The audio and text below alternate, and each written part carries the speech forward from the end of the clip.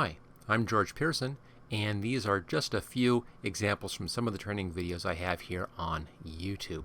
Now, when you're working with the training, following along the training, if you want to get the materials I used in the training, just go to the description down below and click on the link that's at the top of the description, and this will take you to a page where you can download the materials. Please subscribe, click the like button, and of course always share on Facebook, Twitter, or wherever. I really appreciate that.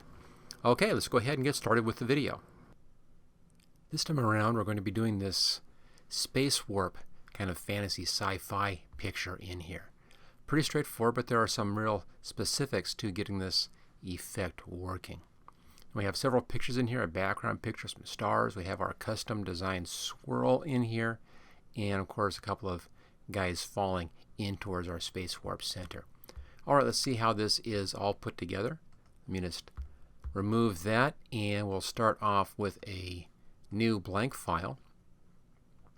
I have mine set at, there we go, the default Photoshop Elements size, which is 6x4 at 300 pixels per inch. Choose OK, and there we go. So there's our nice little picture. Now, we're going to be creating a series of lines in here and having them spaced exactly so that we can get our nice ray effect and have it spaced properly. So to do that, I'm going to open this up a little bit like that so you can see a bit outside of our edge. Now if you don't have this floating, if yours looks just like that and you can't pull that tab down to make it float, go up to the Edit menu and Preferences and General, and make sure these two lines are checked. Allow floating documents in expert mode and enable floating document window docking. Make sure those are checked. You can then pull the window out or drag it up and dock it back again. So we're using ours undocked like that, kind of floating window. I want to have crosshairs here showing me the exact center of the page. So go up to the top ruler, drag down until it snaps to the center. There it is. And then left side, drag it over until it snaps to the center. There we go. Okay, here's our center point. Now we're going to be drawing a line from the center point right down to this corner and just a little bit beyond that corner. I have mine set at a blue color here. What I used is 77 BDFF.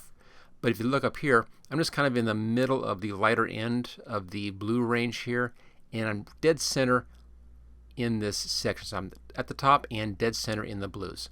You know, anything in here is, close to this is fine. It doesn't have to be exact, but if you want it exact, there you go, 77BDFF. Choose OK. Let's now go to the line tool, and let's check our settings over here. So this is 2 pixels wide. There's my color. This should be matching your foreground color. If it doesn't, just click on that and then go ahead and grab that color right there. That'll work fine. It's a CMYK cyan color. That's very, very close. That'd be fine. But it should match your foreground color already. And no arrowhead, no style on that, and new shape layer. That's what you want. Now take your cursor and line it up right on the center. Just kind of eyeball that till it's dead center, and then click and drag right down through the bottom right hand corner, just like that. There we go. So it gives us one nice little line. If I deselect that, you can see that that line is in this medium blue color. Okay, now we're going to be making additional lines based on this line, based on this one shape up here, and we'll then be rotating those around a specific amount. Now if we go clear around, it's 360 degrees.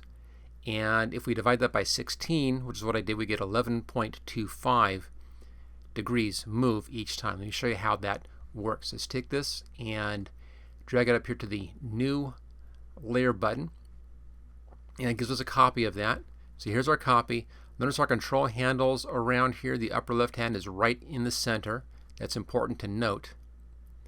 We're now going to rotate this around. So I'll go up to Image, Rotate, and Free Rotate Layer right there. Now we can set any rotation we want to on this layer to rotate it around. But I want to rotate around that corner. So that's this diagram right there. Click on that corner. That's the rotational point. That point means that corner. Now I can come down here and just type in 11.25, and that rotates that around that corner right there. There we go. So there's our first rotation. It's now just a matter of copying this until we get clear over down to this corner. Let's see how that works. To take this, drag it up there. There's our next layer. Back to image rotate, free rotate layer. Make sure you have that corner selected. And then set this at 11.25. Rotates that again, just like that. And then choose OK. Let's do one more of these. And exact same thing. Image rotate, free rotate layer, upper left corner, and 11.25. There it is. Let's do one more of these. And image rotate, free rotate layer. Getting a little bit boring, I know, at this point, but this is going to be great when we're finished. You'll love this. Okay, there we go. So now we have these four in here. We're not down to that point here, that line yet. So we have everything except for that one. Let's stop at this point. Now go back to the first one, which is this one here. Drag this up to the new layer button, and I want to rotate this one backwards. Do the exact same thing. We're going to go backwards up here. I'm going to have one line here, and then a few lines here, down to here, and then we'll come clear over here and stop at that point. So this one, we're going to rotate left or up. So image, rotate, free rotate layer, same thing, same rotational point as that point, and this time negative 11.25, and that moves it backwards. And let's just do that two more times. There we go, same exact thing. Rotate, free rotate layer. Make sure you click that corner, very important. Negative 11.25. There we go. One more will now put it right at that point. That's what I want. Let's take this again one more time. And image rotate, free rotate, corner, and negative 11.25. And choose OK. There we are. Now the reason I started in the middle down here is because this is the longest line we're going to have. When we rotate this thing around, we want to have that line at that long line. It's very important. So we have one here, and then we work our way around, and we stop right there. Don't worry about that dashed line look. That's just an optical illusion at this size of the screen. If we zoomed in, these would all be solid lines. So we're starting up here, and then I rotate around, clear down to this point, but we don't go down to this point. You'll see why in just a second. Okay, now I have all of these shapes in here, a whole bunch of shapes. Click on the bottom one, hold the Shift key down, go to the top, so they're all selected. Right click and merge shapes. There we go. Now take this thing, copy this, and we're going to rotate that around over to here. So image, rotate, free rotate, same corner for our rotational point. It's still that upper left hand corner, and this time 90 degrees. That rotates it clear around. There we go. So we're going to work this clear around like that and choose OK. So there's our rotated 90 degrees. Now, let's do the exact same thing. Take this, new layer. We're going to rotate this one around 90 degrees, but this time I want to rotate around the upper right-hand corner of this. Notice we're in the right-hand corner now. Image rotate, free rotate, so click upper right-hand corner, because there's the box in there. And same thing, 90 degrees, spins it around to here. Choose OK. Once more and we're done. There we go. Rotate, free rotate. This time it's the bottom right corner. See, here's the box up here. Bottom right corner, that's that corner right there. And one more time, 90 degrees, rotates it around. Okay, there we go. We now have our lines clear around this whole thing, and they're all evenly spaced. If I get rid of these guidelines in here, let's just do view and clear guides. There we go. So you have these nice lines. Now, some may be a little thin looking, but they're all here. They're all fine. So we now can merge this whole thing together as well. So click on your top, hold your Shift key down, so they're all selected. Right click and merge shapes onto one shape. Okay, so we have all these lines. If I zoom in a bit here, you'll see how they're all solid lines that are just kind of rotated around that center point. And that's perfect. Now the last thing I want to do here, I want to put a little bit of a blue on that spot so we don't come in and do kind of an odd fill thing. You need to block that spot off. And that's also easy to do. We have our blue already. So let's just grab a shape, just do the ellipse that should be in that color. There it is. And I'm just going to draw just a little ellipse, just about like that. Grab the messages, put over the center. There we go. Now I had that set for, let's go back here to our tool, circle and from center, right there. Let's now merge those two layers. Oh, let me unselect that. Right click, merge shapes. They're all now merged. Okay, we're all set now. We can zoom back out. Here's our full page. Okay, now let's go to the paint bucket. Keep your color the same, foreground color the same. And now if I click in here, it's going to then fill this in. We can do this every other one to fill this in. But to do that, we need to first convert our shape over to a regular layer, a simplified layer. So I'm going to make a copy of this. Just drag it and copy it. Let's hide that one. That's just a safety. I can always come back to this at this point if I mess things up. So this is my safety. Right click up here, simplify layer. There we are. Now take your paint bucket, leave it at that same color, and just click inside one of these. It then fills that in with that color. Come down to the next one down here, fill it in, and we're just going to go clear around like this and fill in every other one with this color. Now it fills in real nice, and it actually the whole thing fits because of course I divided evenly by 16 pieces. So we divided 365 by, or 360 rather, by 16. That gives us 11.25 degrees, and that's what we did. So that's our first stage. Now if you want to save this as a safety at this point, not a bad idea. That's what I did. Drag it up here to a new layer, hide that layer. That's your safety layer at this stage. We're now going to spin this, and you're going to set kind of a nice spin effect. So that's our layer up here. And filter, distort, and twirl right there. I have mine set at 182 degrees. Choose OK. And that just gives us that spin effect. Now notice that we don't have these things going clear out to the edge. Some of these don't quite have enough blue. That's fine. We now can just fill in those sections. If it doesn't quite work, we'll take care of that in just a second. It should be okay though. Just clicking into those empty spots, and it should fill those in just fine. And it does. There we go. Okay, so there's our twirl. Easy enough.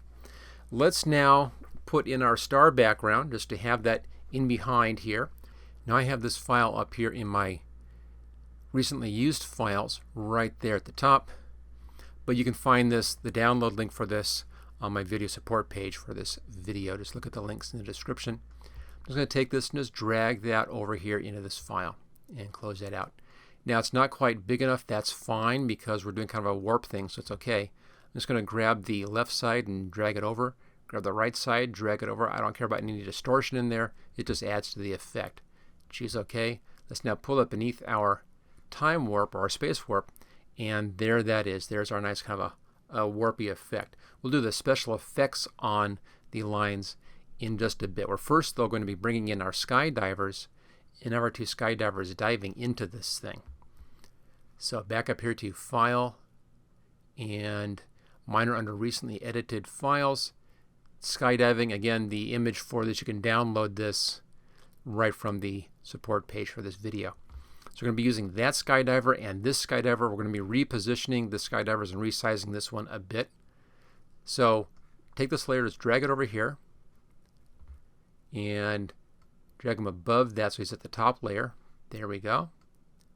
And then take this layer and duplicate it. So you have two copies. Hide the top one, That's going to be that guy down there. Let me just reverse that. Let's just do the guy in the back on the lower level. That makes sense. And the top layer here is this guy. We're now going to be doing a selection around him and then doing a layer mask on this. We'll then resize him at that point. I'm going to make him about twice as big as he is, but again, it's going to work out fine for this picture. That's all we want to do. Now, I tried to do a fast way or find a fast way to do this. I couldn't find a good fast way to do this because of the blurry edge on here. If you try to refine edge, it just really comes into the image and really messes things up. So this has to be done the hard way. I apologize for that, but that's the best effect that I can find. So I'm using the polygonal lasso tool. There we go, and new file right there, new selection, and let's just get rid of this. There we go. And 1 pixel feather, that's my standard setting. I'm now just going to use this and come around and do the selection. I won't do the whole selection on camera, I'll just do part of the selection in here. So on this one, just take your time and work around the image and try to stay right in against the edge. Now if you look carefully at the edge of the image, it's kind of a blurry edge to it. You want to be right in the middle of that blurry part of that edge. And then you're exactly in the right spot. Now if you're using this tool, don't click too quickly. It will then just collapse the selection. You don't want to have that happen. Now if you get down to a spot like this, hold your space bar down. That gives you that hand. You can then push the image up and then continue on with selecting. The nice thing about this particular tool is you can take your time with this and actually position your cursor exactly where you want it for each one of your clicks. And then just take your time to carefully work around this. There's no rush on doing this one, and the better your selection, the more time you spend doing a careful selection, the better it's going to look. So don't worry about taking your time on this. Okay, I'm going to pause the video at this point, and I'm going to continue the selection, and I'll get the selection clear around the whole figure. Once I have that selection clear on the whole figure, I'll then bring the video back up again. So for you, this is just going to be a moment, and for me, it'll be a couple of minutes to get this thing done. And there we go. There's my full selection around this figure. Now, go up here to the Layer Mask button, click on that. That gives us a layer mask, and here he is floating on top of that shape. We now can just kind of grab him and just shove him over here someplace. We'll position him in just a minute. Just get him out of the way. Let's hide him. Come down to our second layer over here. And this time we're going to be doing this little guy way down there. Let's just zoom in on him. There we go. So I'll be doing the exact same thing here.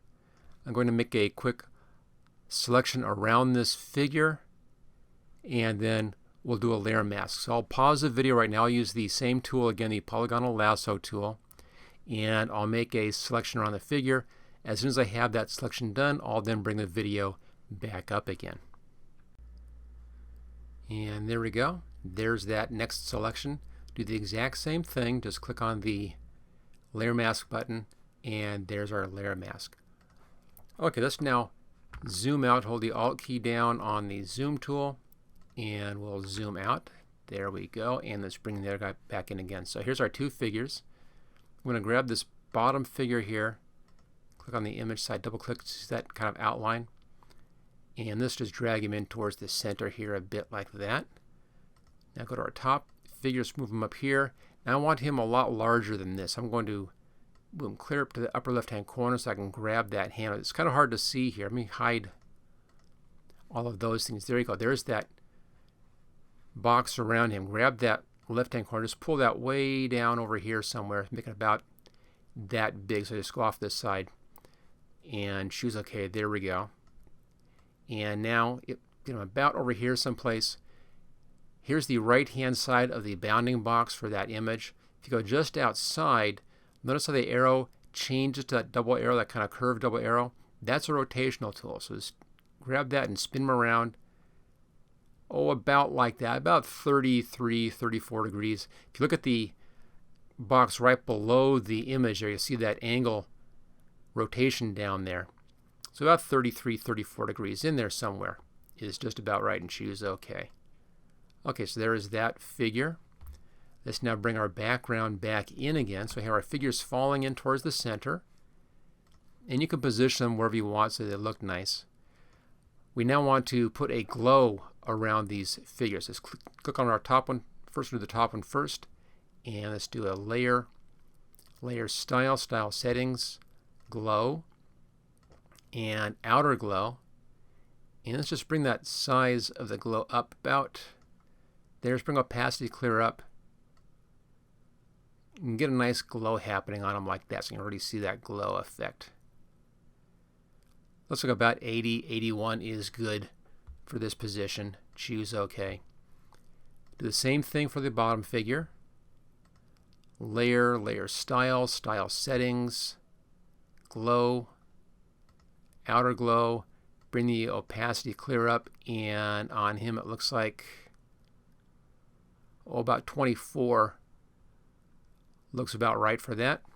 Choose OK. So there's our glow on those. So our figures are in here. The figures are placed. That's all looking good. We now need to do our special effect on our twirl pattern in here.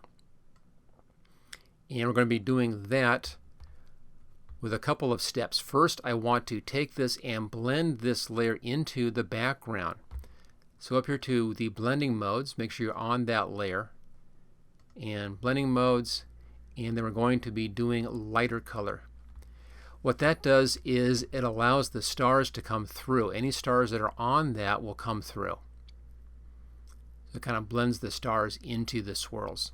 Now let's do a blur effect on this. Filter, blur, and we'll be doing a radial blur. And I have mine set for 10. And choose OK. And there's our radial blurry fix. That gives us a very kind of spacey effect. Now the last thing I want to do is I want to brighten the whole thing up. The picture's a little bit dark at this point. I'm going to brighten the whole picture up. But we'll do it in a controlled manner. So click on your top layer up here, and then go up to Layer, New Adjustment Layer, and Levels right there. Just choose OK. We can now adjust the levels for the whole picture easily, and then readjust if we need to in the future if we're not quite happy with it. I had mine set at 18 right there, and this was at 109 for the grays, and the whites I had at 199, and there we go. And then just close that down right there, and that just really brightens things up because there's a real kind of a sci-fi spacey kind of effect on that.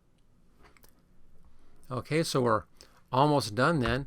The last thing I want to do is I want to put a bright light on that center spot. I'm going to move the left image over a little bit. I don't really want them actually touching that center spot. I'll move them out just a little bit like that.